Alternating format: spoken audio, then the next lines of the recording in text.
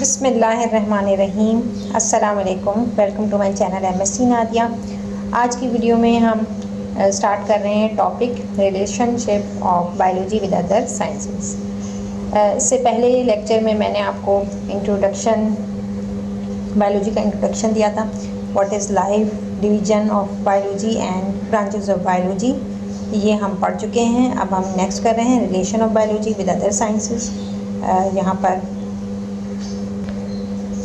Page 4 पर ये मौजूद है। Biology is a multi dimensional subject and link with other sciences. Multi dimensional subject का मतलब ये है कि बायोलॉजी जो है वो साइंस के दूसरे सब्जेक्ट से भी रिलेट करता है। ठीक है, कहीं ना कहीं ये दूसरे सब्जेक्ट से भी जाके मिल रहा है, जैसे कि फ़िज़िक्स से, केमिस्ट्री से मिलता है, इकोनॉमी से, तो नीचे आपको सारा दिया हुआ है। ठीक है, इस तरह से समझ लें ये कि साइंस जो है उसकी एक ब्रांच है बायोलॉजी, और बायोलॉजी जो है वो साइंस की दूसरी ब्रांचेस से भी रिलेट करती हैं। बिल्कुल इसी तरह जैसे एक दरख्त की कई शाखें होती हैं तो वो कहीं ना कहीं दूसरे से मिलती हैं, तो इसी तरह बायोलॉजी भी साइंस की और दूसरी ब्रांचेस से रिलेट करती है। For example, the movement of animals follows the law of motion in physics. यहाँ पर एनिमल्स में जो मूवमेंट होती है, यानी जॉइंट्स की जो मूवमेंट होती है, ठीक है, जहाँ पर आप जॉइंट्स की मूवमेंट देखें, अगर हैंड की मूवमेंट है तो जॉइंट्स जो है वो मूव करता है। जस्ट लाइक फिज़िक्स में आपने लीवर के बारे में पढ़ा होगा। ठीक है, तो लीवर की जो मूवमेंट होती है वो बिल्कुल जो लॉ यहाँ अप्लाई हो रहा है वही लॉ जॉइंट्स की मूवमेंट में अप्लाई हो रहा है। ठीक है, तो इस तरह से बायोलॉजी जो है वो कहीं ना कहीं फ़िज़िक्स से मिल रही है। Biology is considered as interdisciplinary science which is related with other sciences. Interdisciplinary science से मुराद ये है कि दूसरे सब्जेक्ट, डिसिप्लिनरी से यहाँ मुराद है सब्जेक्ट, दूसरे सब्जेक्ट से भी बायोलॉजी जो है वो रिलेट कर रही है। ठीक है, some of these are mention below, जिनमें से कुछ नीचे आपको बताया जा रहा है। तो यहाँ मैं आपको एग्जाम्पल से भी समझाऊंगी। Biophysics, biophysics, bio mean life और इसके साथ मिल रही है तो बायोफिज़िक्स कह रहे हैं इसको। It is a branch of physics in which laws and techniques of physics are applied to explain the processes of life. अब बायोफिज़िक्स में हम क्या पढ़ते हैं? ऐसे लॉ और टेक्निक्स जो बायोलॉजिकल लाइफ से जुड़ी हुई होती है। ठीक है, प्रोसेस ऑफ लाइफ से जुड़ी हुई होती है, जैसे कि the radio physics branch where radioactive isotopes are used to trace the translocation of different material within the organisms। ठीक है, तो रेडियो फिज़िक्स में क्या होता है कि रेडियो एक्टिव आइसोटोप्स को इस्तेमाल किया जाता है ट्रेस आउट करने के लिए मुख्तलिफ मटीरियल्स की। ठीक है, मुख्तलिफ मटीरियल्स को लोकेट करने के लिए इस्तेमाल करते हैं रेडियो एक्टिव आइसोटोप्स को विद इन द ऑर्गेनिजम्स। और ये ऐसा क्यों करते हैं? इस तरह इसलिए किया जाता है कि कुछ बीमारियों की डिटेक्शन में ज़रूरत पड़ती है। ठीक है, कि बीमारियों को जानने के लिए कि फॉर एग्ज़ाम्पल अगर लंग्स में ट्यूमर हो गया है या स्टमक में ट्यूमर हो गया है तो उसको लोकेट करने के लिए किस तरह कहाँ पर है वो, तो उसके लिए रेडियो फिज़िक्स का सहारा लिया जाता है। रेडियो एक्टिव एलिमेंट को यूज़ किया जाता है बॉडी के अंदर। उसे जब बॉडी के अंदर वो रेडियो एक्टिव एलिमेंट जाता है तो वो एमिट करता है रेडिएशन को, जिसके ज़रिए मालूम किया जाता है कि कहाँ पर ट्यूमर है, या अगर हार्ट में ब्लॉकेज है तो उसको भी उसके ज़रिए ट्रेस आउट किया जा सकता है। ठीक है, radio labelling and carbon dating also show some uses of radioactive isotopes in determining the age of fossils। Radio labelling और कार्बन डेटिंग, ठीक है, इसके ज़रिए से भी मालूम किया जाता है एज ऑफ फॉसिल्स को जो है वो मालूम किया जाता है। फॉसिल्स क्या होते हैं? यानी कुछ प्लांट्स ऐसे थे जो बहुत पहले मौजूद थे लेकिन अब मौजूद नहीं है, तो उनकी जो बाकियात मौजूद हैं, जो उनके रिमेनिंग्स रह गए, उनको यूज़ करते हुए रिसर्च करके एज का मालूम किया जाता है कि किस दौर में ये मौजूद होगा ये ऑर्गेनिज़म। तो इसके लिए भी रेडियो लेबलिंग और कार्बन डेटिंग का इस्तेमाल किया जाता है। ये वो टेक्निक्स हैं जिसमें रेडियो एक्टिव आइसोटोप्स के थ्रू ये काम होता है। इसी तरह अल्ट्रासाउंड के अंदर साउंड वेव्स का इस्तेमाल हो रहा है। साउंड वेव्स के बारे में भी फिज़िक्स में पढ़ते हैं। Laser technology show relation of physics with biology.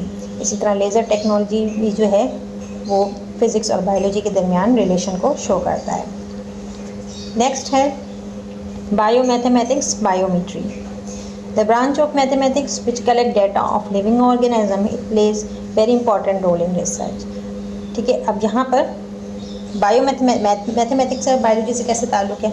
For example, अगर कोई बीमारी है जो तेज़ी से फैल रही है, जैसे कि अभी कोविड-19 का हुआ, डेंगू है, टीबी है, तो किसी भी बीमारी के बारे में मालूमात हासिल करने के लिए आपको एक सर्वे करना पड़ता है। सर्वे में आप करते क्या हैं, मुख्तलिफ किसी एक एरिया में जाके आप लोगों की एज के हिसाब से, ठीक है, चिल्ड्रन हैं और यंग पीपल्स में, ओल्ड पीपल्स में, फॉर एग्जांपल टीबी की बीमारी के लिए हम कर रहे हैं, तो हम देखते हैं कि कितने बच्चे इससे इफ़ेक्टेड हो रहे हैं, कितने बड़े इससे इफ़ेक्टेड हो रहे हैं, और मेल में क्या परसेंटेज है, फीमेल में क्या परसेंटेज है, ओल्ड एज के लोगों में क्या परसेंटेज है। तो यहाँ पर क्या हो रहा है, मैथ्स इन्वॉल्व हो रही है। ठीक है, यहाँ पर आप कलेक्ट कर रहे हैं, डेटा कलेक्ट करते हैं और फिर ऑब्जर्वेशन लेते हैं, कैलकुलेशन करते हैं, उसके बिहाफ पे रिज़ल्ट आप निकालते हैं। ठीक है, तो यहाँ पर मैथ जो है वो इन्वॉल्व हो रही है। तो इस तरह से रिसर्च में जो है वो बायोमैथमेटिक्स का बहुत रोल है, जिसे बायोमेट्री भी कहते हैं। इसके बाद है biochemistry. It is branch of biology which deals with the study of molecules which form living organisms और cell and requires authentic knowledge about biology and chemistry to explain the synthesis of biomolecules and function of different molecules in the body of an organism.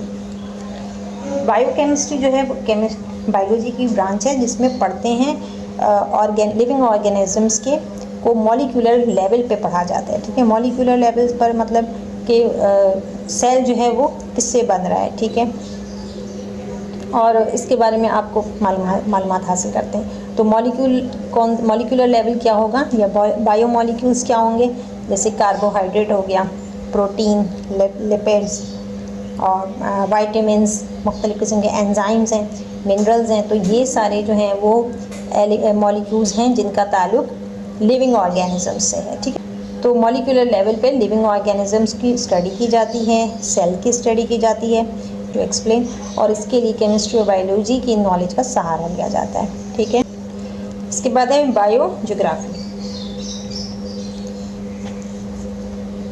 Geography आपको word से समझ में आ रहा होगा कि मुख्तलिफ geographical region हैं वर्ल्ड के, उनके हिसाब से मुख्तलिफ ऑर्गेनिजम्स पाए जाते हैं। ठीक है, यहाँ लिखा हुआ भी है, it deals with the distribution of different living organism in different geographical region of the world. ठीक है, कहीं पर सर्दी पड़ती है, कहीं बहुत ज़्यादा गर्मी होती है, डेजर्ट का एरिया होता है, कहीं कहीं पर बर्फ़बारी होती है।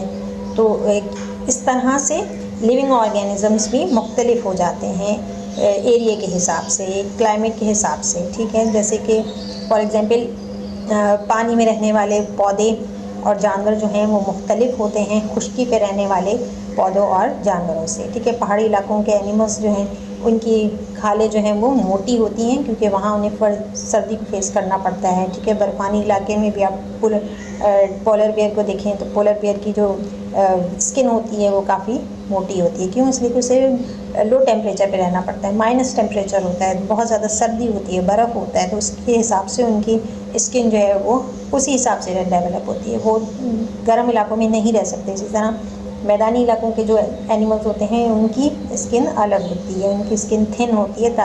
इसी तरह बर्ड्स में भी फ़र्क होता है, पौधों में भी फ़र्क होता है। ठीक है, डेजर्ट में जो पौधे होते हैं उनके उनको सकुलेंट प्लांट, आपने सुना होगा नाम, सकुलेंट प्लांट कहते हैं, जो कि कम पानी में भी ग्रो करते हैं, डेजर्ट के एरिया में पाए जाते हैं। इसी तरह कुछ पौधे ऐसे होते हैं जो समंदरी कोस्टल एरिया में पाए जाते हैं। ठीक है, साहिल पर आपको मिलेंगे, समंदर में मिलेंगे, तो उनकी रिक्वायरमेंट अलग होती है। वो पौधों के पानी के अंदर ही ग्रो करते हैं, पानी से बाहर आके वो नहीं ग्रो कर सकते। जैसे मछली पानी के अंदर रहती है लेकिन पानी के बाहर आप निकालेंगे तो वो मर जाएगी।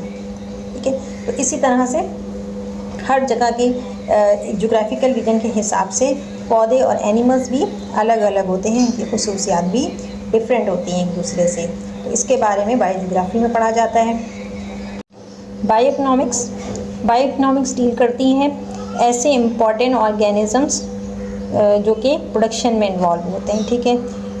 जैसे कि कैटल, मीट प्रोडक्शन, कैटल की फार्मिंग की जाए, इस तरह के उसमें are calculated for cost and value and profit value. तो इसमें देखा जाता है कॉस्ट एंड प्रॉफिट वैल्यू।